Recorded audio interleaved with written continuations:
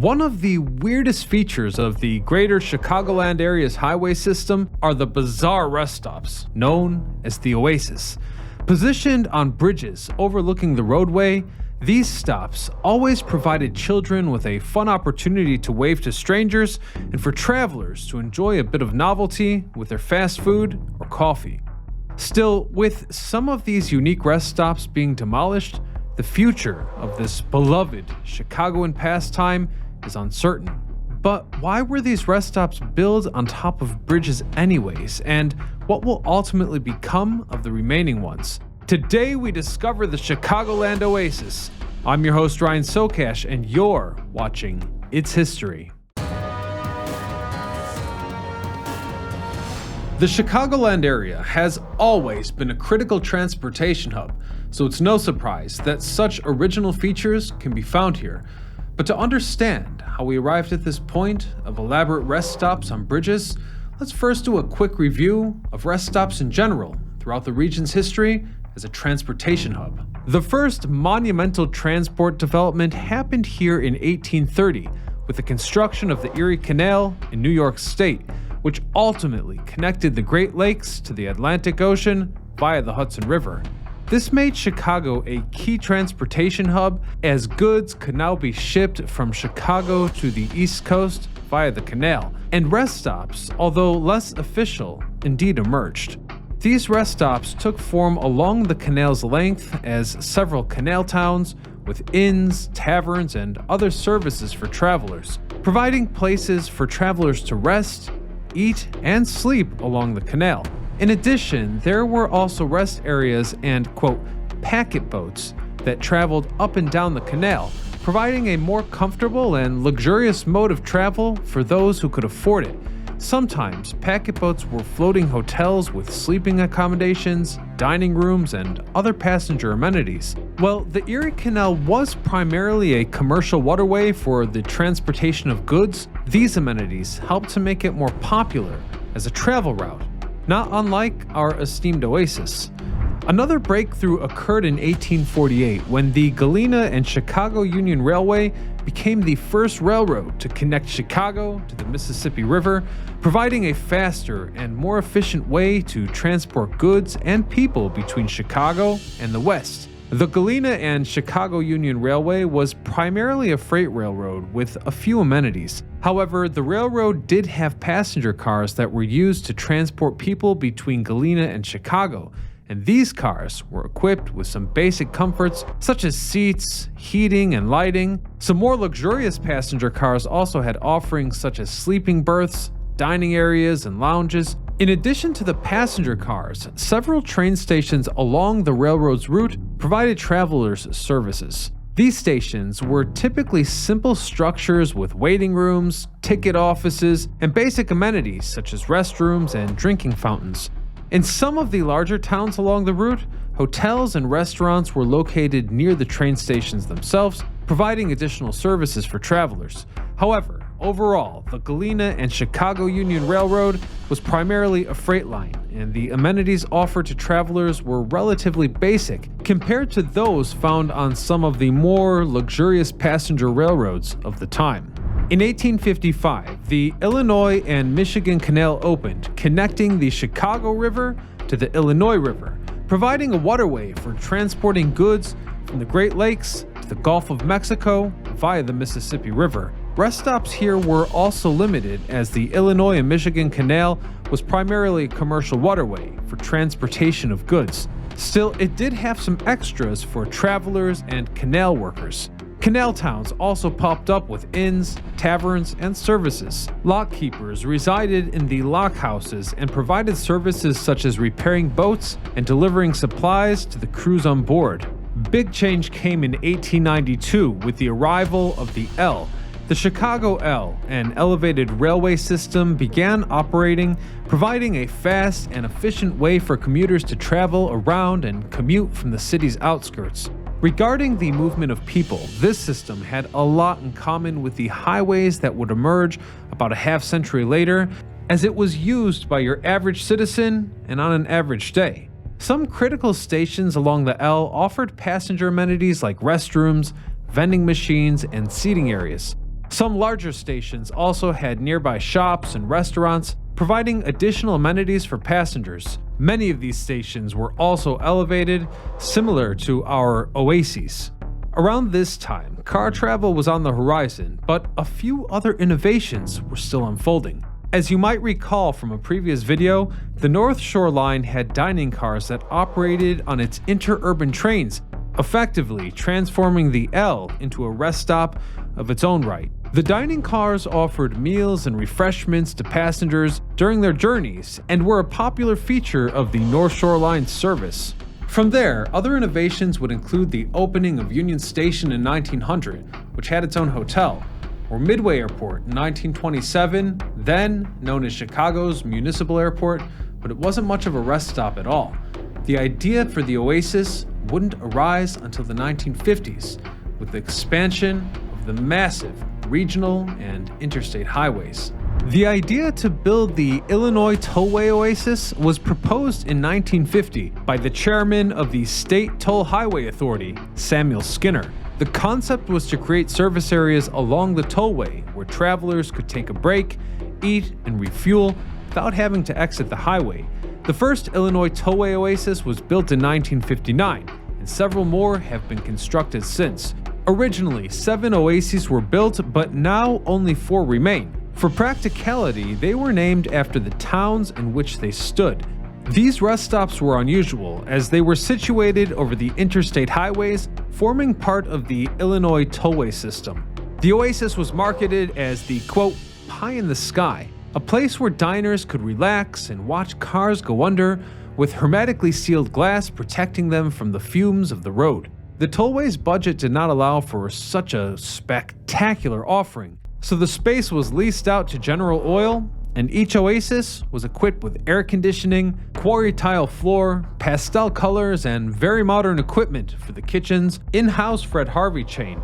It was reported that lobster could be prepared at the Oasis in 95 seconds. Thanks to a particular electronic cooker, steak could also be prepared, but it would be cooked, not broiled.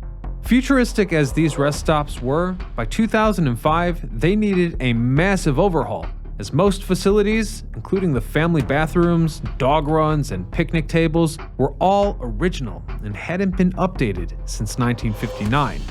I grew up in Chicagoland and distinctly remember the Oasis as a rundown and aged-looking facility in the 1980s and 90s. I think that's how most of us remember them, but it's why I'd also like to examine them in their prime. This is the Belvedere Oasis, opened on July the 20th, 1959. It featured 24-hour service, a snack bar, gift shop, and service area. A 1970s Daily Republican recalls that the town of Belvedere was known only as an oasis to the millions of people who stopped there for rest and refreshment. The article also reported that in 1969, over 5.8 million cars, trucks, and campers passed through the station. Back then, residents would also prepare for the waves of westbound Chicagoans on special occasions or weekends, with the manager of their Howard Johnson restaurant quoted saying, "When they say on the radio that 1 million people are leaving Chicago for a holiday weekend, you can almost guess that 3/4 will come down that road." This means that during a wave, the Oasis needed to accommodate around 15,000 visitors daily, compared to the usual 3,000. It was almost impossible to keep the restrooms in order on a weekend like that. The Daily Chronicle furthered the notion, recalling on September the 11th, 1972, that the restrooms are limited and poor. Another curious fact is that the Oasis was frequently graced by the rich and famous. According to the Daily Republican, Johnny Cash, Evel Knievel, and Liberace were a few of the big names that did their shopping there. These days, the Oasis is renovated and offers a beautiful panoramic view thanks to its enlarged windows. However, you probably shouldn't expect to eat steak here. The Dekalb Oasis is more of an honorary mention. It opened in 1975. This rest stop was different from the others as it was not constructed over the tollway. The Oasis is located on the Ronald Reagan Memorial Tollway, I-88, between Aurora and Dekalb. The Oasis features a food court with a variety of options including McDonald's, Subway, Panda Express, and Cinnabon. There's also a Starbucks located inside the Oasis. The restrooms are said to be clean and well maintained, and there is also free Wi-Fi, outdoor seating, and a gift shop with state-themed souvenirs.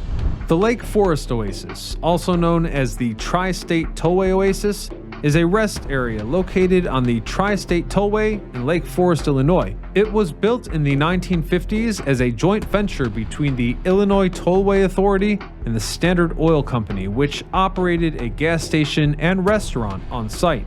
The Oasis was designed as a modernist structure featuring a large glass and steel pavilion and landscaped grounds. It quickly became a popular stop for travelers and locals, offering a convenient place to rest, refuel, enjoy a meal, etc.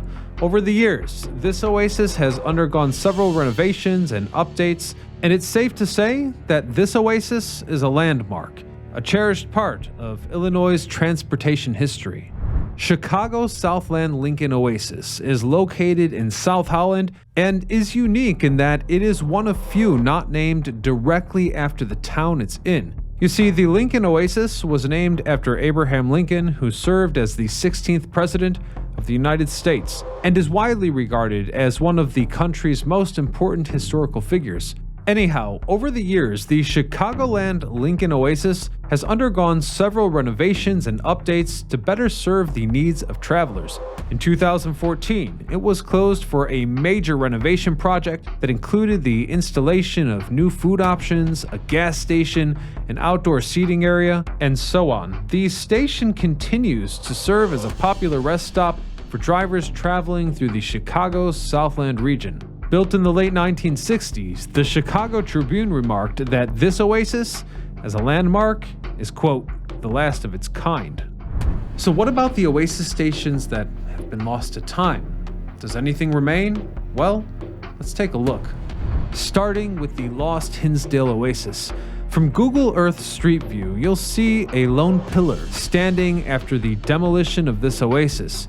In satellite view, you can actually see the demolition process unfolding in 2022. Go back just 1 year to 2021, and the oasis is still intact. This now vacant land on the Tri-State Tollway, I-294, was closed and demolished to make way for the Central Tri-State Tollway rebuilding project. And this is not a unique case. The Plaines Oasis was one of 7 oases located along the Illinois Tollway system. It was located on the Jane Addams Memorial Highway, I-90, near Des Plaines. However, in 2014, the Tollway Authority announced that the Des Plaines Oasis would be closed and demolished as a part of a larger roadway widening project. The widening project involved adding additional lanes, requiring the removal of the Des Plaines Oasis to accommodate the new traffic. The Tollway Authority determined that rebuilding the oasis in the same location would not be feasible due to the roadway's reconfiguration and the need to address safety concerns for drivers and oasis customers. Built in 1959 along I-294 was once the O'Hare Oasis, which was also demolished in order to widen roadways. The curious thing about this demolition was that the rest stop itself was entirely renovated and rather beautiful. After the demolition of the O'Hare Oasis, the Tollway Authority replaced it with a new facility called the O'Hare Oasis Customer Service Center. The new center provides a range of service to travelers, including restrooms, a convenience store, vending machines, and public telephones. It's located near the original site of the O'Hare Oasis and serves as a convenient rest stop for drivers traveling the area. According to the Chicago Tribune, a man named Joe Cho was the last person to visit the previous pavilion.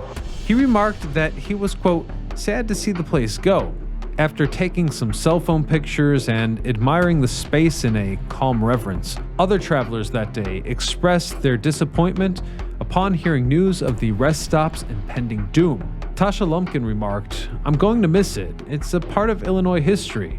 It's an Illinois treasure.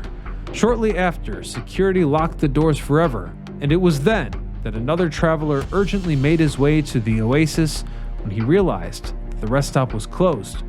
He exclaimed, quote, I'm pretty bummed. I gotta go to the bathroom bad. Sadly for him, it was too late. bathroom, and the Oasis were out of service forever. It's difficult to determine just what will become of the remaining facilities. There doesn't seem to be much nostalgia for them, but they are extremely practical. My guess is that the greatest threat is simple road expansion. And perhaps the demolition of an Oasis bridge isn't the end of the world either, as there are bridges in Chicago of a much greater artistic value. For example, to take down one of Chicago's famous movable bridges, well, that would be an assault on history. And to find out why, click this link and watch our episode on that topic. And until next time, this is Ryan Socash, signing off.